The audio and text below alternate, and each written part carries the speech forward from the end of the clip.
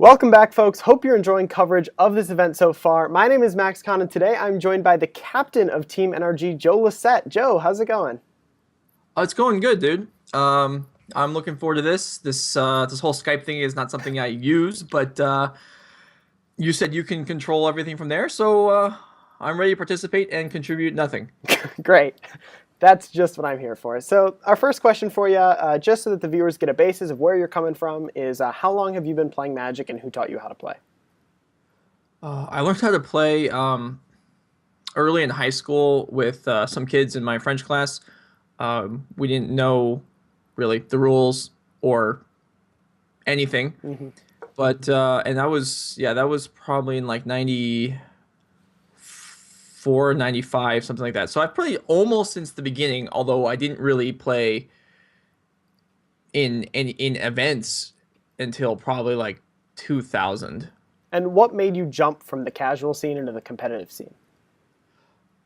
I didn't really jump from casual to competitive. I played casual, and then I went to college where I didn't play, as opposed to a lot of people who learn how to play or are competitive when they're in school. I didn't really play until after I was done, and then once I got out, or not so much once I got out, towards the end, I realized, because I still follow the game a little bit, even though I wasn't playing, and I was like, okay, I want to get into this. I have time now, and that's when I got in. So I really took a break, and then when I came back, I just came back playing in actual events. And do you remember the first event you played in or your first competitive deck? Well, the first PTQ I can played in was Mercadian Block Constructed, and I played a Cowardice deck, which was terrible and wasn't actually a part of the metagame, but I didn't know what the metagame was or even what a metagame was. And there were several aspects of my deck that didn't actually work, Sure. but I didn't know that going in. So it took a while before, even though I was playing in competitive events, it took quite a while before I was actually competitive. So nowadays, most people know you for your work on the legacy deck Miracles. What made you want to pick up Miracles, and what do you think of the deck? Well, I started playing it when Carson Cotter wrote an article about it was when the mechanic was first introduced. I never played Counterbalance Top before that, which existed on its own. And actually, his initial article where he talked about it was about abusing these numerical mechanics. There was no counterbalance in the deck. It had forces and actual counters, but no counterbalance, and it was at Squadron Hawks, which was Sure. super cool because you can like play a Squadron Hawk, tutor up all the other ones, and if you have to terminus them away, then you can just play one and get all the other ones back, and it was neat and kind of crappy, and that is basically my archetype of stuff that interests me. Neat and kind of Uh, crappy?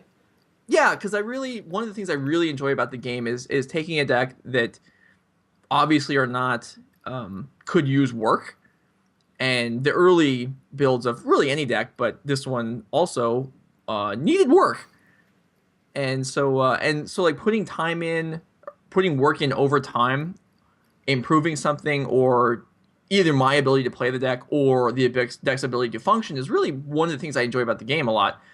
And so yeah, I've kind of just stuck with it, which is I generally stick with most decks for quite a while. I'm not someone that switches decks every week, maybe every season, or not even that often. And so just the deck, I've stuck with the deck. I mean, it's good, obviously. Now it's Sure. one of the premier decks in Legacy, if not the premier deck in Legacy.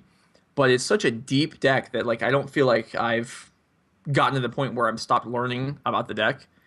And so it's constantly, in addition to being good and fun and competitive, it's also just this endless process of learning how to play the deck better or how to build it is just, I really enjoy it. So before we started this interview, I asked on Twitter if there were any questions, and somebody had a question about Miracles for you. It was, what cards Okay. printed in the last few years have had the biggest impact on Miracles? Let's see. So aside from since the miracles, okay, well, probably the card that had actually, it's not even close. The card that had the biggest impact was Abrupt Decay, Wow, interesting. because we went from countertop being infuriating and basically impossible to break up without a ton of work to having a card that, because like, I mean, Crows and Grip works also, but that's not a card you're playing main deck. Sure. But Abrupt Decay really, it gave other people a weapon, a very good weapon that you can main deck to fight against Counterbalance Top. So I feel like that was, it's probably not even close that was the most significant card for the deck, even though it's not a card in the deck. As far as cards that are in the deck, Monastery Mentor is definitely up there because it gives you an alternative win condition that's probably not quite as strong as Entreat the Angels, but is also much less terrible to have in your opening hand. Let's see. I think that's probably the most significant card that's printed for the deck. Interesting. So another question we've got to you about Legacy, because we know you're a huge Legacy aficionado, love playing it on the Open Series. What do you think of the support Legacy's gotten recently in the community, and do you want more Legacy events? Well, I mean, of course I want more events. Yeah, I think anybody wants more events of the format that they like the most, and I think Legacy is the best constructed format. And yeah, I mean, it's not like I'm not happy that Legacy has been trimmed back, but it's also not surprising. Legacy events don't get quite the attendance the other formats do. I feel like that's not because players aren't interested in it. I mean, it is for some people, obviously, but more it's becoming, as the cards get older and older, or as time goes by, copies get destroyed or lost of cards that aren't getting replaced because they're out of print. It's kind of an unavoidable issue, at least in paper. And I mean, there are potential fixes to that, but the people in charge are choosing not to utilize those. So it's kind of unavoidable that it becomes more of a niche format, which is disappointing but understandable. Even so, we still get, yes, Legacy events are not as big as the other events, but they're still big enough. They're still good games. It's still I think it's the most intricate, the most fun, deep format. So the interest in it isn't going to go away, but it is harder to get into. Interesting. So another question we've got for you, also coming from Twitter, was about the Players' Championship. Now, you're one of the only 7 players that qualified for both the 2014 and the 2015 Players' Championships. So what are your goals for 2016, and what do you think about the Players' Championship in general? Well, I didn't know that there was 7 of us, but that's cool. Goal. I mean, obviously, I want to go back.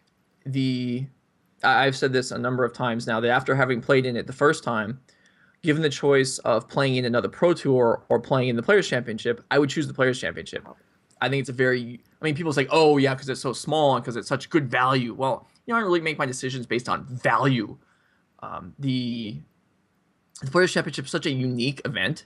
Like, there's not really anything else that's like it at all. And super enjoyable to play in. The first year was, and I don't think I'm alone in saying this, the most stressful event I've ever played in, and probably the best event I've ever played in. And the second year was, they scaled back on, like, you couldn't get knocked out after the first 4 hours, which was more comforting. And just the other changes to the event, so I didn't like all of them, but I think they did a good job. I think that the event was just really fun to be a part of. I feel like I'm very lucky to have been a part of that both years. And yeah, I would absolutely love to go back. And so the way that it's set up this year, there are, at least my impression is, there are a lot more people that are trying to get in this year than even last year. Like, the first year was a new thing.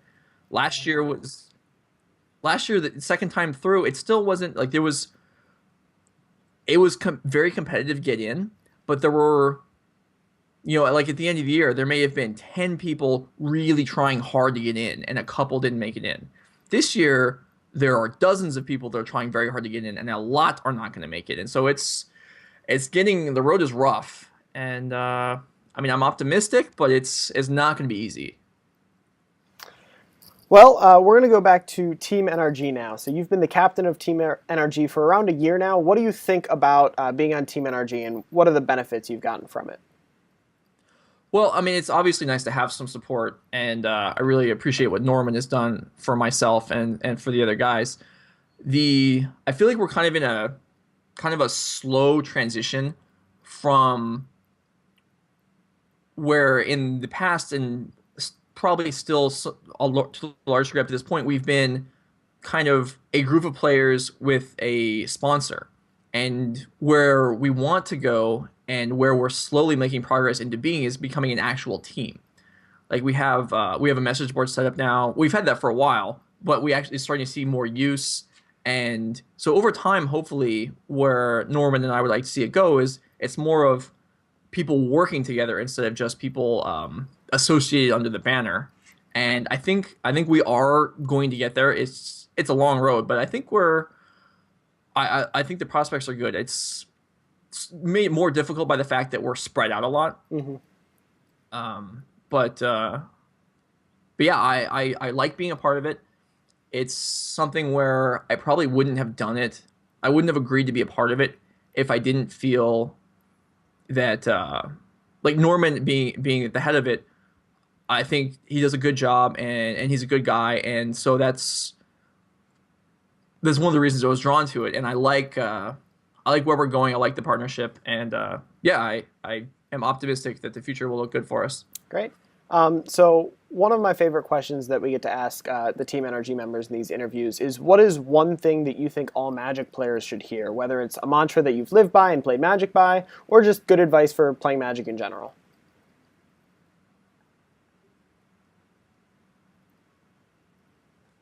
All right, you broke up during that Sorry, question. You're gonna I try that will again. repeat it. One of the things that we like to ask all the members of Team NRG is about their personal mantra about playing Magic. So what's one thing that you've lived by while playing Magic, or you think that some other Magic players' advice that they need to hear? Well, advice that they need to hear, I think, like if you for competitive players, Yes. at least I think knowing the rules, I think is something that's overlooked. There are a great many, even very much better players than myself who know card interactions, but I feel like actually knowing the rules is something that's valuable, at least to me, and is overlooked. So basically, what I mean is the difference being where once you have, I don't know, two cards that are not obvious, like how they would work with each other, or like even naming like Cabal Therapy spells that have choices upon resolution or on casting. Most players that play in events understand how the cards work, but knowing how, like, if you read a card, if you come across a card that you haven't seen interact before, but you can, because of your rules knowledge, read the card and understand how it actually is going to work without having to have run into the situation first, I think is valuable. And I feel like that's something a lot of people don't realize they're missing out on. Well, that's some great advice, and I 100% agree with you on that one. So the last question we have for you is, what are some misconceptions you think that non-Magic players have about the game, and how would you try to fix those misconceptions?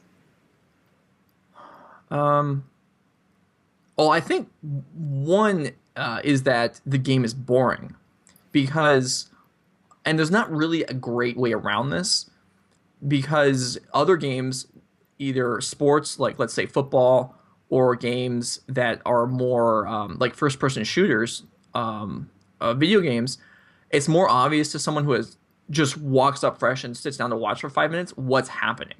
Sure. In Magic, it is not viewer friendly if the viewer doesn't know the game, and so that's, I think, a big obstacle to Magic doing better in online viewership or just people getting interested in the game, because I feel like Magic is a deeper, more complicated game than most of the alternatives out there, if not all of them.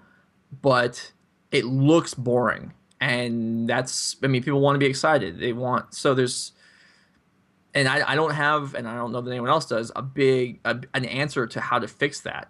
But it's something that could use an answer. Like better coverage would help, but even then, there's only so much they can do when, in games like first-person shooters where, in 5 seconds, 12 different things happen, and in Magic, in 5 seconds, a player is a third of the way done shuffling after a fetch land, and there's just it takes more understanding to appreciate the game, which is great in some ways, but it holds you back on developing a new audience, and that's tough. Well, Joe, that's all the time we have for today. Thank you very much for spending the time sitting down with us, and we hope that the viewers enjoyed this interview with Joe Lossett. They can follow you on Twitter at Oarsman79, and that's written right down below your name in case you want to check him out. I am Max Plays MTG, and until next time, please enjoy coverage of this event, and thanks for watching.